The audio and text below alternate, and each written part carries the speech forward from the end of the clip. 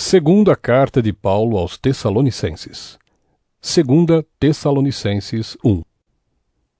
Eu, Paulo, e Silas e Timóteo, escrevemos esta carta aos irmãos da igreja da cidade de Tessalônica, irmãos que estão unidos com Deus, o nosso Pai, e com o Senhor Jesus Cristo. Que a graça e a paz de Deus, o nosso Pai, e do Senhor Jesus Cristo estejam com vocês. Irmãos, sempre temos de dar graças a Deus por vocês. Para nós é certo fazer isso porque a fé que vocês têm está crescendo cada vez mais, e o amor que vocês têm uns pelos outros está se tornando cada vez maior.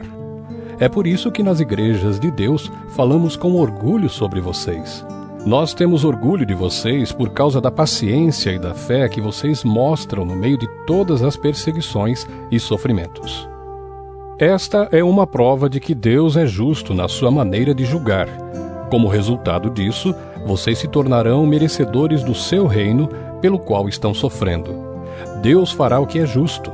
Ele trará sofrimento para aqueles que fazem com que vocês sofram e dará descanso a vocês e também a nós que sofremos. Ele fará isso quando o Senhor Jesus vier do céu e aparecer junto com os seus anjos poderosos, no meio de chamas de fogo, para castigar os que rejeitam a Deus e não obedecem ao Evangelho do nosso Senhor Jesus.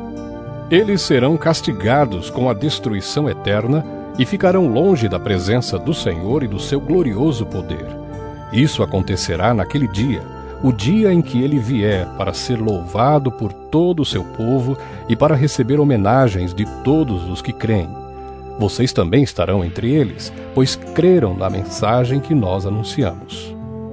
É por isso que sempre oramos por vocês, pedindo que o nosso Deus, que chamou vocês para a nova vida, faça com que sejam merecedores dela.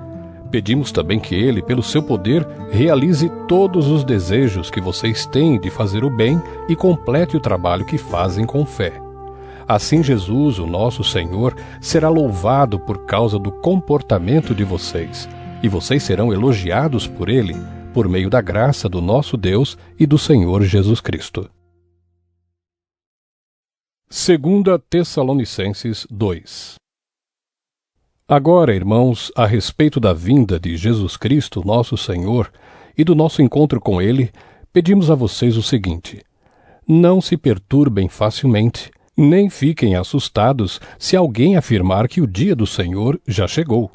Talvez alguém diga que nós tenhamos afirmado isso enquanto profetizávamos ou anunciávamos o Evangelho, ou que escrevemos isso em alguma carta.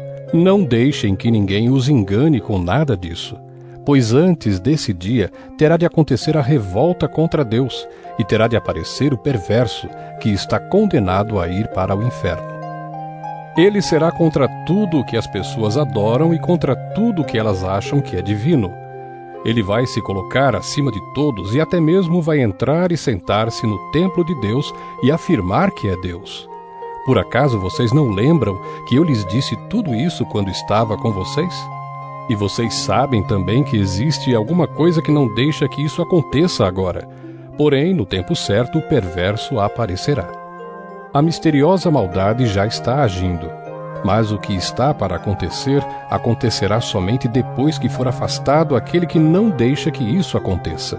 Então o perverso aparecerá, e o Senhor Jesus, quando vier, o matará com um sopro e o destruirá com a sua gloriosa presença. O perverso chegará com o poder de Satanás e fará todo tipo de falsos milagres e maravilhas, e enganará com todo tipo de maldade os que vão ser destruídos.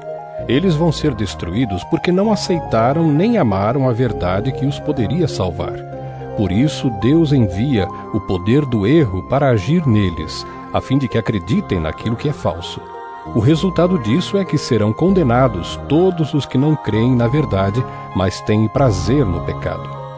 Irmãos, sempre devemos dar graças a Deus por vocês, a quem o Senhor ama, pois Deus os escolheu como os primeiros a serem salvos pelo poder do Espírito Santo e pela fé que vocês têm na verdade, a fim de tornar vocês o seu povo dedicado a Ele.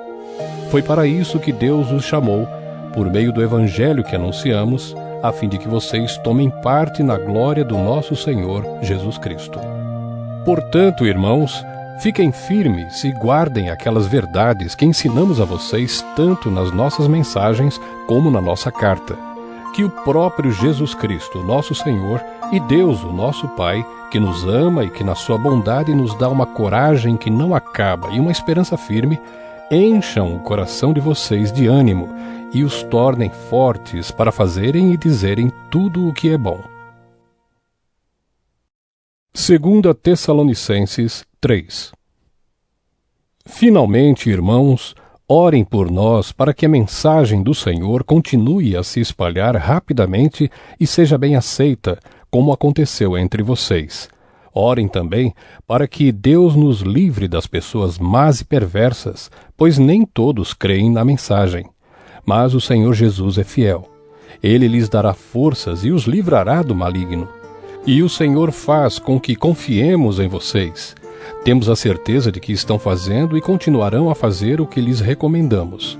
Que o Senhor os faça compreender melhor o amor de Deus por vocês e a firmeza que Ele, Cristo, dá.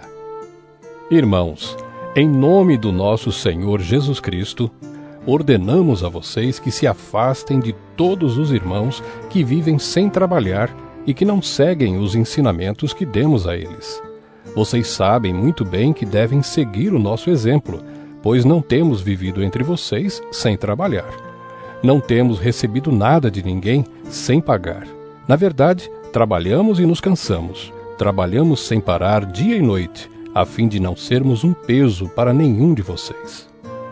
É claro que temos o direito de receber sustento, mas não temos pedido nada a fim de que vocês seguissem o nosso exemplo. Porque, quando estávamos aí, demos esta regra: quem não quer trabalhar, que não coma. Estamos afirmando isso porque ouvimos dizer que há entre vocês algumas pessoas que vivem como os preguiçosos. Não fazem nada e se metem na vida dos outros. Em nome do Senhor Jesus Cristo, ordenamos com insistência a essas pessoas que vivam de um modo correto e trabalhem para se sustentar. Mas vocês, irmãos, não se cansem de fazer o bem. Se alguém não quiser obedecer ao que estamos mandando nesta carta, vejam bem quem está fazendo isso e se afastem dele, para que fique envergonhado. No entanto, não o tratem como inimigo, mas o aconselhem como se aconselha um irmão. Que o Senhor da paz dê a vocês a paz, sempre e de todas as maneiras, e que o Senhor esteja com todos vocês. Com a minha própria mão escrevo isto: saudações de Paulo. É assim que assino todas as minhas cartas, é assim que escrevo. Que a graça do nosso Senhor Jesus Cristo esteja com todos vocês.